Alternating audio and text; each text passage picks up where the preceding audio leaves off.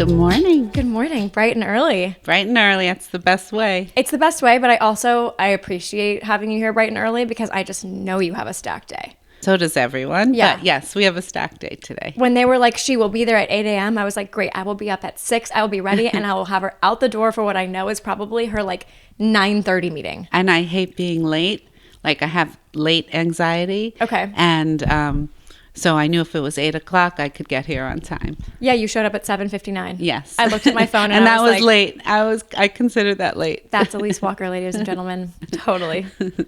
Well, thank you for being here. You walked in the door, and I adore your outfit, obviously. Thank you. It is so good. Walk me through what you're wearing for the pod today. Well, one of the things I love about what we do is we build on wardrobes, and hopefully we work at building relationships over decades. So I'm actually wearing things that are quite old. This is an old Victoria Beckham blazer. Love. And this is an old, when I say old, like north of 5, this could be 5 to 8 years old. And then this is Erdem, but it's still the best shirt I own. When in doubt, I always take this out.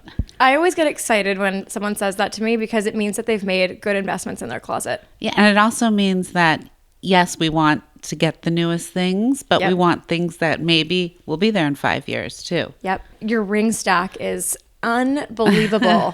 Is that that's a Spinelli? First I need to give a shout out to Shiley Rose Aris, who just sent me this, and I know we'll be talking about the 90272. She gave me this necklace with the Palisades zip code, and on the back it says next chapter. So she just gave me this necklace. Beautiful. Yeah. I love it. But this is my girlfriend's, and it's called Wild Box, and she just started this brand. Rosanna is my friend, and we have it, I think, in about 2 or 3 stores. Beautiful. And then this one's pretty cool because it's a collaboration between Horse and Booze and Spinelli Kilcullen. So people are always like, wait, is that a Spinelli? Is that a Horse and Booze? What is it? And it's actually a collaboration between the two designers. And this one is, I think I could have used a manicure for today. But anyway, it's okay. This we can just close. Is Silva and C, also one of my absolute favorite designers. And then the end is another one from Wild Box, and then Soralina. Oh, beautiful. These are Jenna Blake. And then these are Wild Box again. What are these incredible eyewear like, what is this like amazing sunglass you have on? Oh, this is a duo. So people think that I love wearing glasses and it's part of my look, but I actually hate wearing glasses because I've been wearing them since I'm 4 years old, but I have an eye sensitivity. Okay. So people think it's part of my look, like, oh, she's wearing the sunglasses to Fashion Week, and it's not. It means I'm having a bad eye day. I think it's part of your look because when we spoke a few weeks ago, and now you both times, I think you had these on, and I was like, oh. Well, remind she me is fabulous to show you my eyeglass collection. But someone told me I have this thing called uveitis, and someone told me it's the same thing that Bono has. Oh, so you're in good company. Just saying. That's fine. It's really fine. If he can do it and be Bono, you can do it. Exactly. Amazing. Jeans. Ammo. Ooh. I can't wear these fast enough. As soon as they come out of the wash, they're on my body. I love One it. thing is I like to be comfortable. Yeah. Even black tie, I feel like if I'm in something that's too tight, too short, itchy is the worst. I don't have a good time. So I'm almost always comfortable. I'm the same way. Yeah. I have friends who like wear the corset, wear the thing, and are like, nope, I don't need to be comfortable. For me, getting dressed every day has to be about comfortable. Yeah, I have to be able to move and feel like it's a second skin for me. Well, I'm really thrilled to have you on the show today. Thank you. Because you are someone who, as myself being born and raised in LA, you are a fashion icon here. Wow. I remember growing up, and Elyse Walker was the place to, and still is the place to go. My mom used to take me shopping there all the time when I was younger. Oh, thank you. That's nice to hear. Yeah, we are. Wasn't planned. We'll get into that. We're dyed in the wool LA Elyse Walker people. So you've been doing this for so long. Your first store opened in 1999? My first Elyse Walker store opened in 1999. Wow. It was a tiny little 800 square foot store, 1 block from my kids' school. But the first store I actually ever opened was 1987 Okay. on Madison Avenue. I opened a Capretto shoe store, which is still my family shoe business. And my corporate name to this day for Elyse Walker is Capretto. So most people behind the scenes, like brands, know us as Capretto. DBA, doing business as Elyse Walker.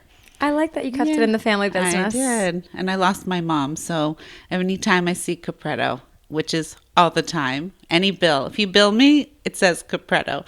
I think of my mom. That's beautiful. Yeah. What was the original vision for the store? And also, can you walk us through what shopping in LA was like at that time? I grew up still in the shoe business. My family's still in the shoe business. My father is still making shoes. So I grew up with wholesale and retail. And when I opened in the Palisades, well, when I moved to LA, I was totally inspired by fashion because where I grew up was a bit more conservative. And I used to run to Banana Republic and buy a suit. I don't know, I wore a suit in my 20s.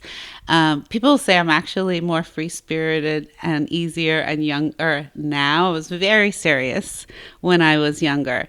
And so I would go to Banana Republic and Ann Taylor and shop like the sale racks. But my fashion that I bought, I would like run into the city and go to Reminiscence and Antique Boutique and Charivari when it was 70% off for sure, because it was definitely out of my price range. But I started collecting pieces very, very, very young. When I came to LA, there was Ron Herman, there was Madison, Planet Blue, and I never saw stores with so much energy and like women were grabbing 3-Dot T-shirt and Frankie B and all these things that I never really. And I'm not saying they weren't on the East Coast, but I certainly had never noticed them before. So there was a whole sort of different fashion sense out here. I mean, LA is the capital of denim of the world. So there was this denim T-shirt, like extravaganza, frenzy. And I never had experienced it. And it kind of sparked my extra love for fashion, where I started thinking, hey, I've been in the shoe business. My family's in the shoe business. Maybe I'm interested in clothing as well. Jewelry, handbags, and shoes I was always interested in. But clothing was not anything that was on my radar for work. And I was really inspired by these LA stores that did an amazing job of mixing brands, which is what we do. I mean, my kids were little. I would drop them off at school, and then I would run around and visit these stores, and I was very inspired. I think about all of the multi-brand stores that I paid attention to when I was younger, East Coast and West Coast, like the Kitsons of the world. Yes. Even Madison, is that still open in the... I'm not sure. I don't think so, Yeah. in Malibu. But that was like, those were the hottest stores Yeah, Planet when I Blue, moved here. Blue and Cream on the East Coast. Yeah, Like, yeah. none of them are... Intermix. All of them. Scoop.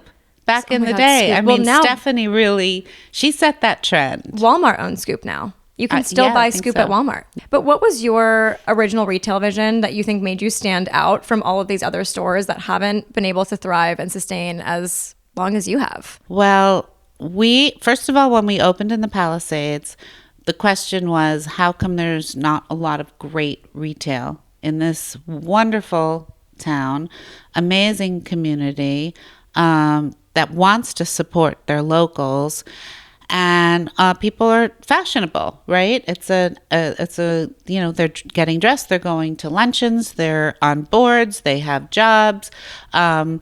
How come there aren't too many stores?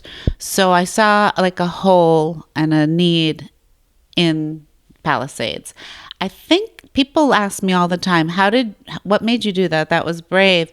And I don't think it was brave. I think because I had such a fresh, clean canvas, and I had no fear, no expectations because I had nothing to lose. I just moved, I didn't know anyone.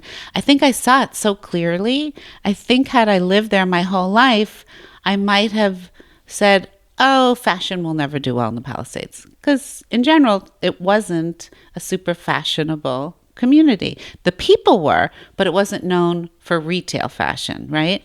So for me, it seemed so obvious. But just because I think I came in with like fresh eyes. Do you know what I'm saying? Yeah, you weren't already, it wasn't normal to you. Yeah, and I didn't feel doubt or insecurity because I really had nothing to lose. That is a gift my parents gave my brother and I, is never really having a fear to fail. And I think that failure is what holds back a lot of people, all careers, even relationships. I think who wakes up in the morning and says, oh, I can't wait to fail today? Nobody. But if you don't take that risk, you can't have a success, I always say, or a hit or a home run or anything. You're going to, was your first podcast ever like the perfect one? No. No, this podcast has had numerous names and numerous rebrands. No. It's taken us a long time to find our market fit. Right. And then just when you figure it out, it will shift and change and you'll have to figure it. Yeah. So that was something my parents did very well, is gave my brother and I confidence to fail. How did you get to know your customer through that? Like, obviously you lived in the area, but what helped you really understand who they were and what they wanted, and even now to this day? Well, I also forgot to mention Fred Siegel. Yeah, of course. How could we forget to mention Fred Siegel? What were we thinking? Must be early in the morning. It's early, guys. Yeah. I don't know. I just drove carpool. I was room mom, and people were fashionable, and Palisadians, they dress, they're LA people have this kind of cool style sense, but traffic is so bad in LA, and it has only gotten worse. I was thinking, how can one pick up carpool, possibly have a career, make dinner, and get dressed? There was really no stores nearby. It was a commitment, if you wanted to go to Barney's. Oh my God, we didn't even mention Barney's. It is. We're really slow. We're really slow today. All right, we're waking up. 10 minutes ago. I can feel Refresh. it. I can feel Barney's, it. Fred Siegel, Kitson, Blue and Cream. Yeah, exactly. So it's still a commitment when you are a West Side girl, because you're an East Side girl. It's a commitment to go to the East Side. My mom and sister live on the West Side, so I totally understand your struggle. Like getting together. Yeah. Is not just like, hey, do you want to grab coffee today? It's like, hey, do you want to meet at this time, at this hour, at this strategy place in Brentwood? It's a strategy and a compromise. Yes, it's 50-50. Right. So I'm sitting here driving carpool, picking up my kids, trying to do work-life balance, make dinner, and I was just like, no, it's a hard commitment to get to many of these stores.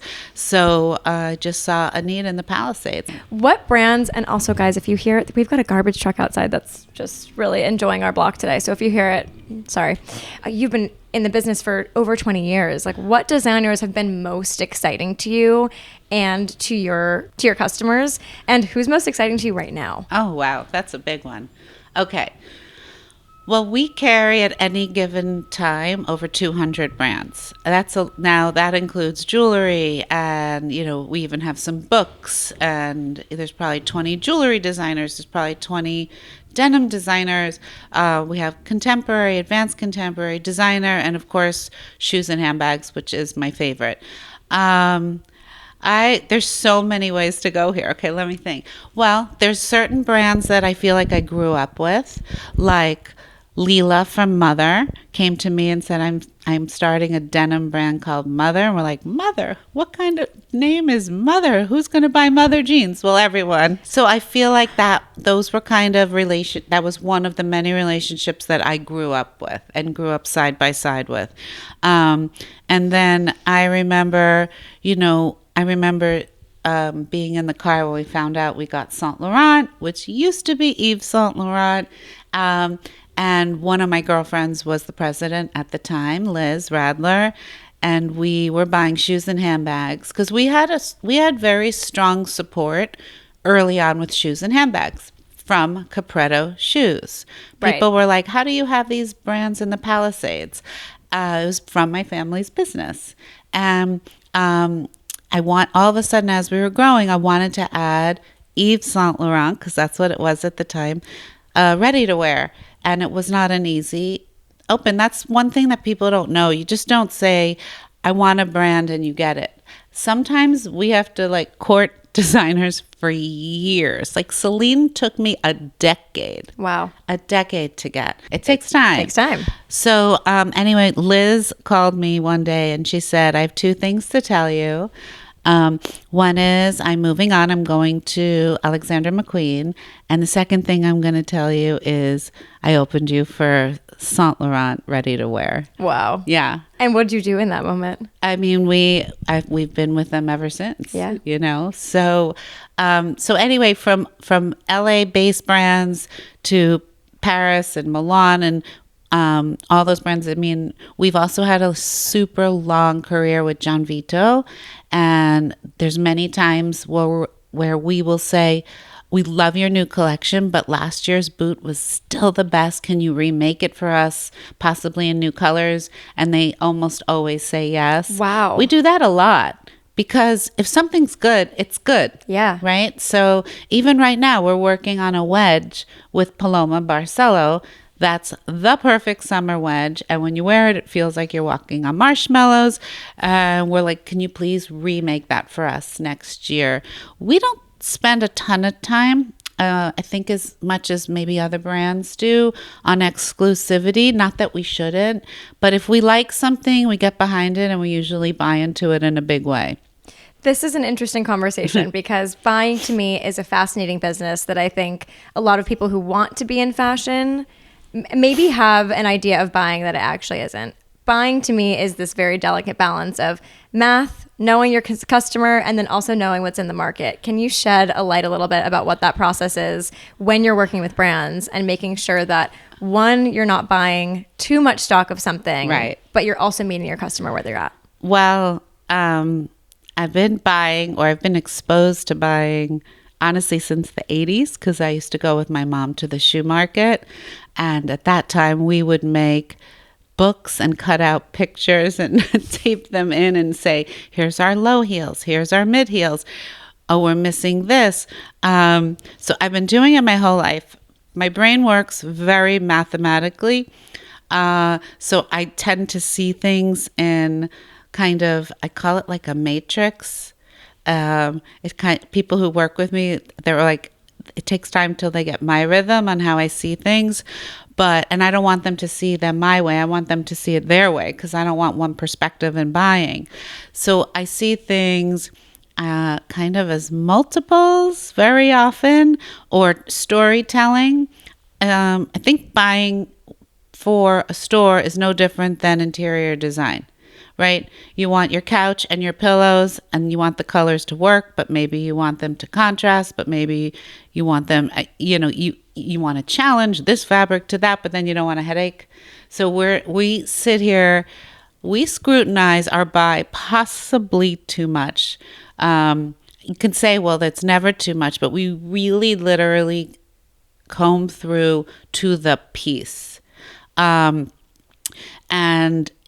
the other thing you have to do, which is also the fear of not making a mistake, is you're not going to buy it perfectly. Sometimes you're going to take a risk and it's not going to work. And sometimes you're going to buy something that you think's a slam dunk and it doesn't work. If you have strong relationships in the industry, sometimes a brand will help you. Sometimes they'll take a style back. Sometimes they'll let you swap into a style that's working. But it's like a constant thing. And then wide leg jeans might be in, and you might swing too far, and you're like, nope, women still like a straight leg. It's flattering. And I mean, it's daily. It's a daily thing that we do. But I think that hopefully, I give my team the confidence to also go out and say, go for it. Like if last year you bought this brand and the dresses didn't sell, most companies would say, don't buy dresses from them anymore. We're saying, be cautious if you buy dresses they didn't work. But if you leave the showroom and you're like, I don't care, I'm obsessed, they had 3 dresses I know we need, we'll say go for it. How does merchandising play a role in that? Merchandising is fascinating to me, how something is shown on a floor and if that has ever made something sell better. Absolutely. Yeah. I mean, first of all, if you give something a mannequin, more people are going to notice it. Also, when we're buying, sometimes we'll see like the most incredible piece, like maybe a jersey top from Christopher Esber. When we photograph it for our website, you can see that it's off the shoulder and this and that. But on a hanger, it's jersey. It's just kind of hanging drape, there. yeah. And we have to take that into consideration as well, that that's not going to be an easy sell inside the store. You know? So what's the solve? Well, sometimes we go for it and sometimes we don't. Right. But, or we make sure we shoot it really well online, or we give our team digital assets. But I mean, by the way, there's so many more layers today with digital Yes. than there was. It used to be you just bought it, you put it on the floor, and whatever happened, happened. But you know what's interesting in chatting with you so far? It seems like a lot of these decisions are made. Yes, I know you were saying there's a lot of mathematics going on in your head, but it seems like you're trusting your gut and your taste, and you have impeccable taste. Well, so I could understand how in these merchandising decisions, in these buying decisions, a lot of your choices come from your own genuine love of fashion and what you think will attract other people too. I think I've been on the sales floor long enough to hear what clients love. I always say this, like, you don't see this in a sales report, but women over 50 very often like to cover their arms. Things like that. There's no like sales report that says that. You have to be on the sales floor. It's still my favorite place to be. I always say in the dressing room.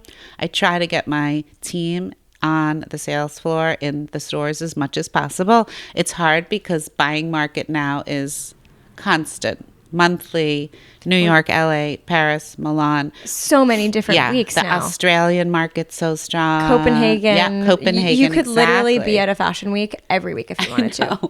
By the way, you asked me before, one of my favorite new kind of up-and-comers, Calamite. I'm so happy you just said that. And I annoy them all the time because they have the best blazer and the best new blouse, cotton poplin with a little detail in the sleeve. I'm like, don't stop making it. Everything is Don't good. stop making it. Everything Repeat is that good. style. Maybe new colors, new fabrics, fine, but don't change that silhouette. It's so good. And to your point earlier of your first thing not being a hit, Calmeyer has been around for 12 years. Yes. And now they are gaining That's what it takes. so much popularity. People are really talking about them. I'm actively buying from them. Yeah. You're interested in them. Yeah. It's a slow burn. I know. I mean, I would say 12 years into our career, we were probably mostly a West Side Los Angeles company. Like, oh, did you ever hear of Elyse Walker up in the Palisades? And probably most of the time the answer would have been no. I want to get into the state of retail a little bit, but I think before we do, I want to talk about your Palisades location and Yes. what that experience has been like. Obviously, Elyse Walker in the Palisades is a landmark to so many here. It was lost in the Palisades Yes. Fire.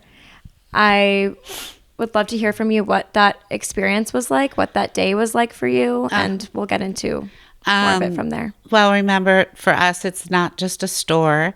It was a home. It was certainly my retail home. And I spent more hours, and so did my team, probably there than anywhere, right?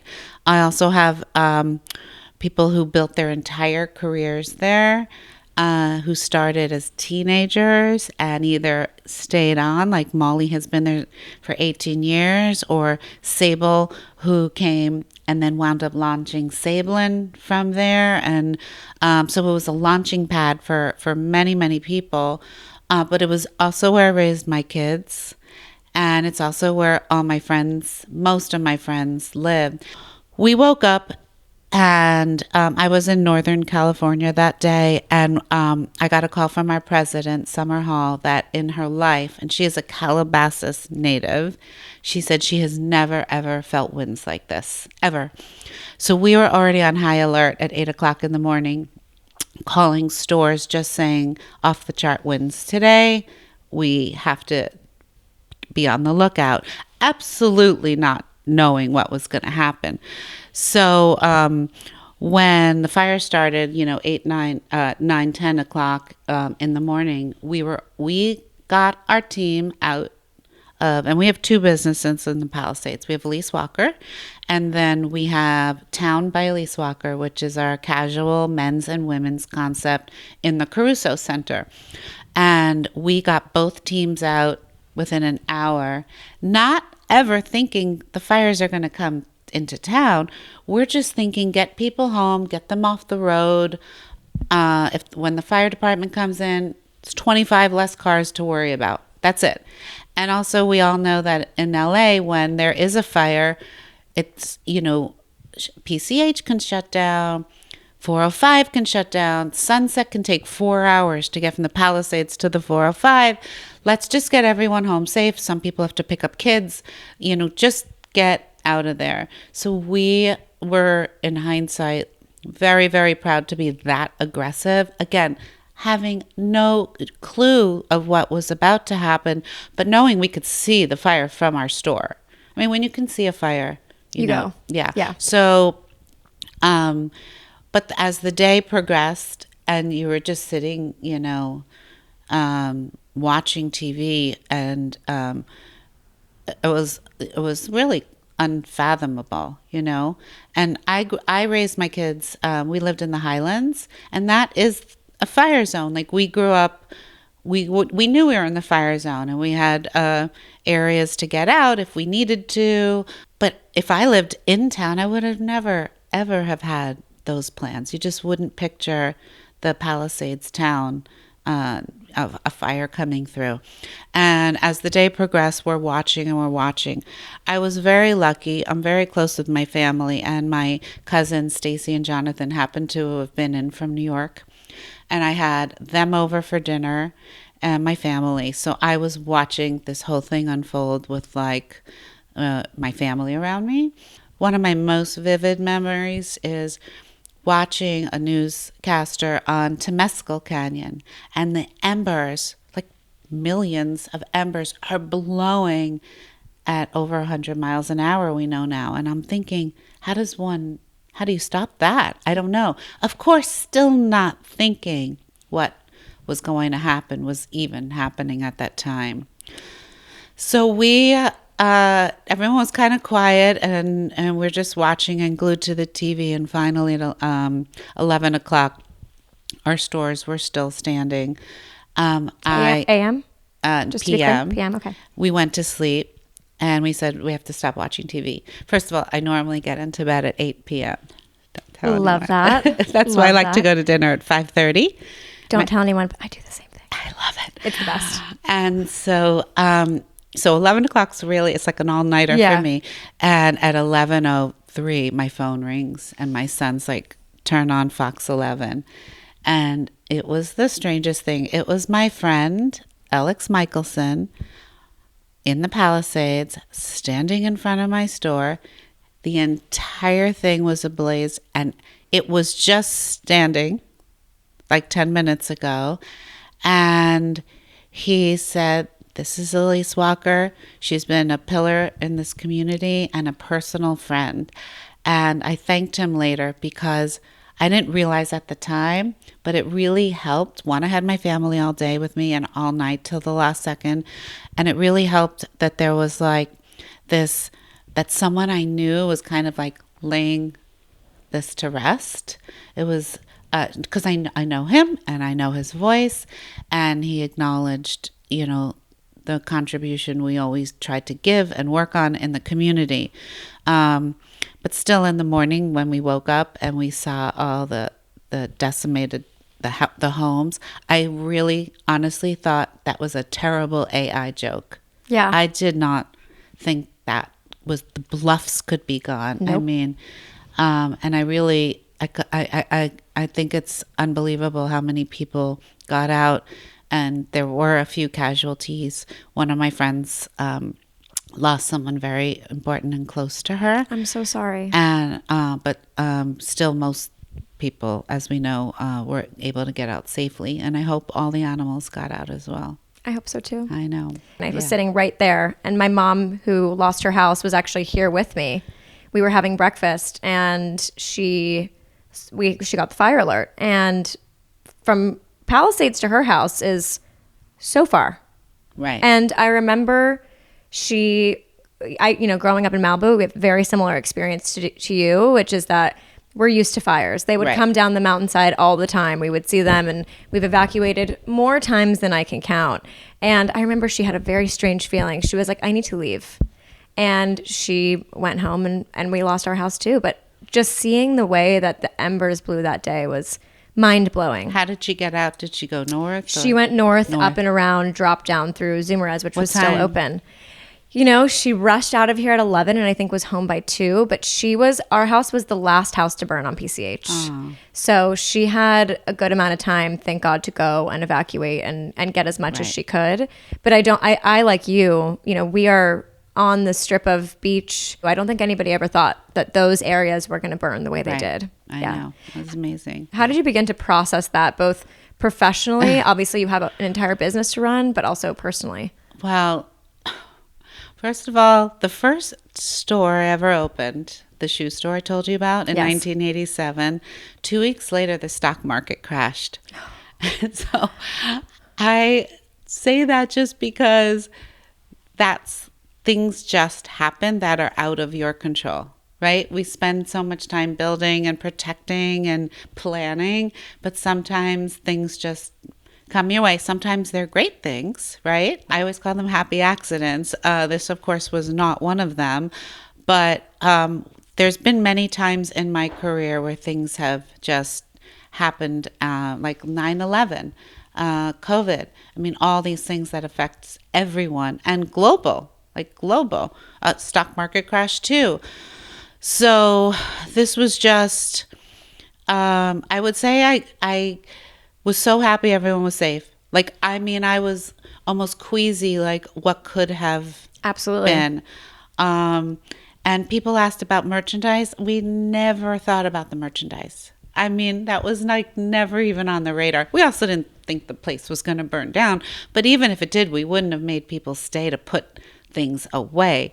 I was so weirdly grateful that, my kids weren't there and that we got everyone out. I don't know why we were so aggressive. Must have been like your mom. There was an instinct, get out. I'm not quite sure why. She very much, I've never seen her like that. Right. Again, I've seen her evacuate our homes my entire life. There was something about her that day that it was like a haunted feeling. It was almost like she was like, I need to leave right now. Right. This is not sitting right with me. And I remember looking at her, and I still feel mild guilt about it, because I remember saying, do you realize how far you are from the Palisades? Right. Do you know what on earth would have to happen to get to your house? And it did. I know. I mean, never go with your instincts. They're 90% right. Mom instincts. You both have it. We have tentacles. Yes. Moms have tentacles. You both have it. We can feel things. And I'm grateful for both of you. So I think I went into fight or flight mode, in that, one, I need to be a leader. I can't really fall apart right now. I have to say, even for me talking about it sometimes, I don't know if I while you were speaking, I still get very emotional. I saw you. Yeah, I still get very triggered by it. And I have to say, I deeply admire, you have a lot of strength talking about this. I mean, I don't have a choice. Yeah. I didn't have a choice. Yep. If I fell apart, everything would, but I somehow got the strength I was just okay, insurance, safety first. So proud of this team. Everyone's in shock. We had 3 people on our team lose their homes. And then, of course, I had tons of friends lose their homes. And then my kids lost their schools. So there was so much emotion. There wasn't really time for me to even. I really did not shed a tear for weeks. It was just safety, check. Insurance, check. Just to understand, we had 2 businesses. We had 9 separate insurance claims. We had jewelry times 2 stores, content, rebuild, art, and there's a thing called business interruption, We were lucky that we were heavily insured. I will never not be insured if you can be. I mean, if it was up to me, I would have never checked the boxes for fires. I would have been like, oh, that's not going to happen. Yeah. But my husband must have checked the boxes. So anyway, my thought was, how do I get these people back in work? One, to clear their head, right? If we stay home, we're just going to sit here and fester and worry about what could have been, So we quickly set up a shop. We have a warehouse and office in Culver City. We set up like a little tiny mini store. Maria from her team, because we called it like I hate to call emergency, but we called a meeting 1 week later, and we wanted everyone from the Palisades teams to feel like they were in a store instead of a warehouse, and we made like a mini store just for them. That is wonderful. It was merchandised, and we called everyone in, and I don't know. I don't know where this came from. It must have come from my grandparents. My grandparents are Holocaust survivors. Sometimes I think that it just like comes up, and I was like, no four walls can define me, and no four walls can define you. I don't know where this came from, like whatever, but I meant it. Like, but you were in fight or flight. I was in fight or flight, and I said to them, the relationships you've built internally, because some people that have become best friends for life, and your relationships with your clients, those did not burn in the fire. And there's no merchandise that can't be replaced, and there's no four walls that can't be rebuilt, and everyone got out safely. So what's the most important, valuable thing in our company? It's people. People. I always say people, then product, or people, then product. So I said, here we are. It's like tears. And I have to tell you that in the middle of this speech that, again, I have no idea where it came from, this man comes into my warehouse, and no one comes to our warehouse. Appointments come and stuff. And he comes up the stairs to my little mini fake store, and everyone stops talking. And one of our sellers is like, excuse me, I'll be right back. In the middle of my brave speech, right? I'm like, what is going on? This lovely Palisade dad found his sales associate at Elyse Walker that his wife worked with, called her and said, my wife, we lost everything, and I just bought her this bracelet. Could you quickly get me a new one? And she called the designer. Someone ran and got it, brought it to the warehouse. He comes we're all the way. We're not close to the Palisades, and she runs downstairs. And he's like, I want to give her something that she had in the house and let her know everything's going to be okay. I'm so excited to hear that you're reopening with Rick Caruso. It's incredible news. He's a spectacular leader. He's confident. He is articulate. He has the most incredible team behind him. Everyone is so professional. I actually love the clarity and precision that his team works with. I'm a bit more like whirl things, ideas around. They're very targeted and very easy for me to understand. And Rick was, well, first of all, amazing in building out the Palisades. I tried to open my stores on Swarthmore 25 years ago. I wanted to expand. I could not get some of the landlords to even get me on the phone. I tried and tried and tried. He figured out how to bring that whole community together, because that area was more than 50% vacant for way over a decade, and that's not good for any town at all. And he just doesn't take no for an answer, and he figures it out. I love to be around him. I always leave his whole team saying that I could have stronger leadership, the way that and I'm lucky to be around it. Like, I always feel like I take a little bit of something away, like, oh, I could do that better. Look how fabulous they did it. But anyway, Rick was amazing with me. First of all, people are like, "How do you feel about your partnership with him?" We already partnered. I'm in his Calabasas. I'm in Calabasas Commons with Elyse Walker since I think about 19, and then we did Town by Elyse Walker. I think that was about 2018, and that was Rick saying, "I know you have Elyse Walker. I know you're on Antioch Street, but I need a little piece of you on this side in Palisades Village. Can you open a kids store? Can you open a home store? Can you open a men's store? Anything, just it could be a little tiny kiosk." So he really pushed me into that in a great way, made me think outside of the box. So we've been partners. But with this case, he would check in with me almost every Friday. "How are you doing? How's your team?" I'm like, "How are you doing?" One thing you don't know, because Rick is so about, the people. His family lost 3 homes in the fire. I don't think I've ever heard him really say that publicly. If he has, it's not very often. And he was out there in Altadena, he still is, and the Palisades, making a difference because he can, and he's amazing. And, I know there was criticism in how come his buildings didn't burn down. A lot of the town buildings didn't burn down, but if I had the resources, I would have saved my home too. So I'd love people to take a more positive view when they can. But a friend of mine taught me this. She said, Natalie, she said, if you want to be mediocre, everyone can like you. Because I used to get upset if someone wasn't happy with my business or this or that. So I would say, Rick Caruso, there is nothing mediocre about you. You just keep going. You are unbelievable. So Rick checked on me, and he was great because I was like in fight or flight mode. So I was just looking for a new store. What am I going to do? How quickly can we rebuild? This was a very large business for us.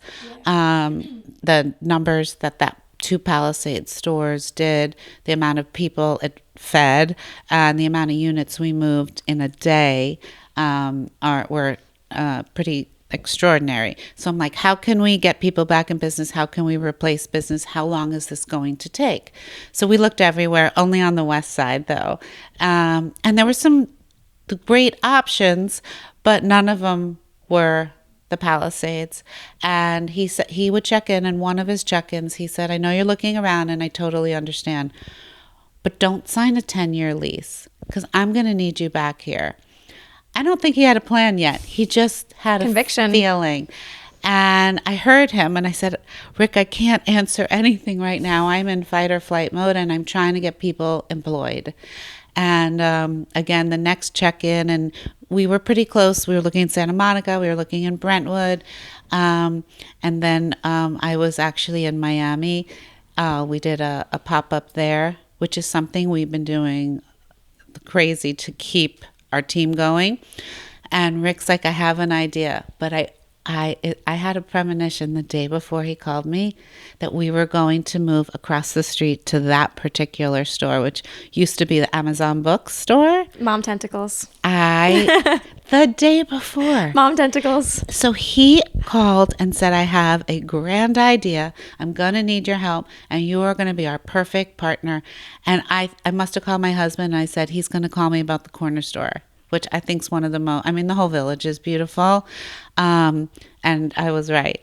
When he gave us that opportunity, it's kind of like, in hindsight, oh God, of course that's what was going to happen. Of course, I had to go through the imagining not being there.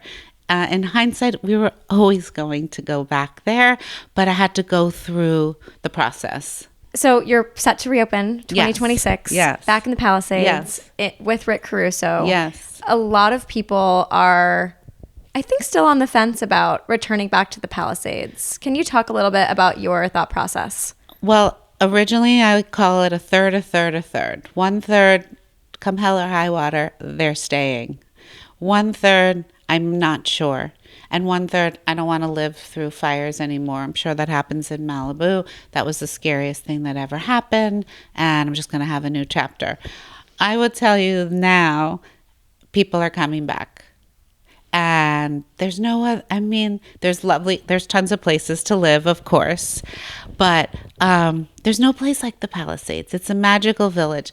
Also, I think everyone knows 100%, like 100%, the Palisades is coming back. It's not a matter of if, it's when.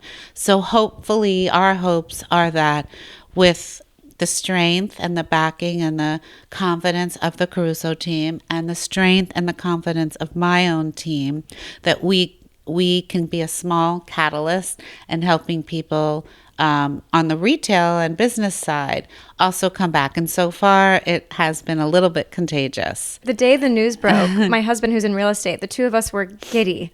And I think for multiple reasons. I mean, one, we're so excited to see a landmark place come back, but two, you are instilling hope in a lot of people that this is coming back. This one place that brought so many people come together is making the choice to reopen, to rebuild its community there. Yeah. And, you know, the last 6 months have been shaky. I think a lot of people have been like, is this going to be a 10-year thing? Is the Palisades ever going to feel that way? And it's people like you that are going to feel like it's coming back. A long time, but every year is going to be 100% better than the year before. Mm-hmm. But we're going to help speed it up. Not us personally, all of us collaboratively are going to help speed it up. And I've had people call me crying, like they may not even shop with me, but it means like, oh, we're going to be okay. And I think the city and the country are going to come out to support us. I have no doubt about that. So is it going to be easy? No, but it's going to be amazing. It's going to be possibly one of the most rewarding things I've ever done. And my team feels the same way. In the past 6 months, I'm sure there have been a lot of moments that have taught you about being a leader, about being in the fashion industry. Is there a moment that stands out to you now that felt the most, maybe not rewarding, but a moment where you overcame something really challenging? I think that was what was so interesting is I always told people in interviews and my team, oh, we're so much more than clothes. Oh, we're so much more than clothes. So, we're more than shoes and jewelry and handbags. But like, you're also trying to get there, right? And I was worried that we have about 25 people or 20 people on the Palisades team. I thought, just because I've decided that I'm going to hold my breath, because it's going to take longer. I think it's going to move much faster than any of us anticipate. I really, really do. But could I open right now in Brentwood or Santa Monica and possibly be doing more business for the next 12 to 24 months? Yes. But long term, no. But is my team going to be able to hold their breath, roll up their sleeves with me and go for it? And I was nervous about that. I thought some people might say like, I love Elise, I love the company. I can't do that. And I would understand, right? I got letters from my team. They were more excited than I was. Back to what I was saying, forget clothes, handbags, shoes. The fact that they had that kind of drive, pride, commitment to their job and their work community, I mean, is beyond anything I ever thought in my work fashion career, that the reward would be so much greater than just business. Through this conversation, I've just been thinking about your business being about this physical location where people feel like they're in community and together. But over the last 10 to 15 years, it's been such a massive shift in the fashion industry in terms of e-com. And you've been through some crazy things. COVID, the fires, e-com shopping, retail is dead, right. Retail is back. I never believed retail is dead. Me too. And you know what? Right now, I'm so interested because you have this moment where you're coming back next year, right? I mean, even walking through the Grove, which I live right nearby, that Zara store on the corner is I don't know if you've seen it yet. It's like a department store. I want to see it. I've heard all about it. And to me, that's a massive investment on Zara's end into retail. And I saw Doen, the brand based here, just did a massive fire. Doen is massive on fire. raise And all of that money is supposed to go just towards building out physical locations so that they can build out their community. So all of those things are big indicators to me that retail is about to be stronger than ever. What do you think about it? And how have you kept this business that the core of it is about this physical location? Well, retail for us was never dead. In 2020, we did not have our own website yet. I had a partnership with the Revolve Group. And I had left that digital partnership. So we were without digital through COVID. Unbelievable. Was not easy. How? It was not by choice. Like we weren't ready to launch ElyseWalker.com. We were in development. Were you selling through Instagram? We were just delivering. We had tables outside with drive-by pickups. But that's a testament, I have to say. Like, one of the things that I've always thought about Elyse Walker and, you know, anyone in LA that talks about it is like, oh, like those sales girls are my friends. Like if they find the right things for me and we're texting, like it's more than just a store. And I see them on the floor. Like someone will pick something up and they'll be like, not for you. Right. You know? Right. So I will say people rally for us. I think, you know, we do good community work. We try to make an impact in every community we're in. Are we perfect? No. Could we do better? No. But that's what keeps me going every morning. Like, we can do better. But I think that people respect us, that we just don't come in and try to we want to do good deeds in a community. We want to sell, of course, we want to grow our business, but we also want to do it in a way that's good for all. I think we are socially conscious company. And we've had philanthropy in the heart of our company from the day we launched, but really since 2004, we started an event, Jennifer Gardner and I, for Cedars-Sinai Women's Cancer Research Institute, totally out in my store in the Palisades, homemade, and we raised $11.7 million over 10 years from every designer, every client. Like, it wasn't like a big PR campaign, and there was no social media. So you couldn't raise awareness through that. It was all word of mouth. But through COVID, people were still supporting us, which, again, we only had brick and mortar. The second we opened in 2021, 21 was our most profitable year of our history of our company. Unbelievable. And that was the year post-COVID, still in COVID, but stores were opening, that people were saying every article, brick and mortar's dead. And so we're sitting here in meetings like, I don't know what they're talking about.